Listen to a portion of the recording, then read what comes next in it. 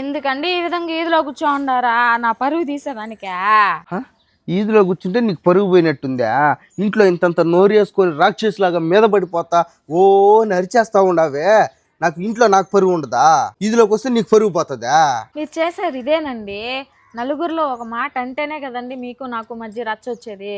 అదే నలుగురిలో ఒక మాట అనొద్దు అనే కదా నేను చెప్తాను. నలుగురిలో నిన్నేమన్నాను నేను? ఏదో తమాషకు 2 మాటలు మాట్లాడుకుంటాం, దానికే ఓని ఇంట్లోకి వచ్చి నాకు పెద్ద రద్దాంతం అయిపోతా ఉంది.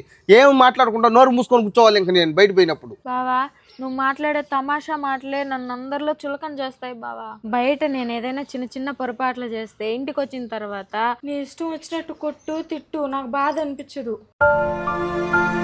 బయట పోయినప్పుడు నువ్వేం తీసిపోయినా నేను బాధపడను. అక్కడ నువ్వు అనే మాటలకి నాకెంత అవమానంగా అనిపిస్తుందో తెలుసా? అదే 10 మందిలో నిన్ను ఒక మాట అంటే ఎంత బాధపడతావా? కానీ అక్కడ ఒకరి ముందర నిన్ను ఒక మాట అనలేక ఇంటికి వచ్చిన తర్వాత పిచ్చి దానిలాగా అయిపోతున్నాను బావా. వచ్చేస్తున్నాను నీ మీద నాకే తెలియకుండా. ప్లీజ్ బావా, నన్ను అర్థం చేసుకో బావా. మనకి రచ్చులు వద్దు. మనకి 2 పిల్లలు ఉన్నారు బావా, వాళ్ళ కోసమైనా బాగుండాలి.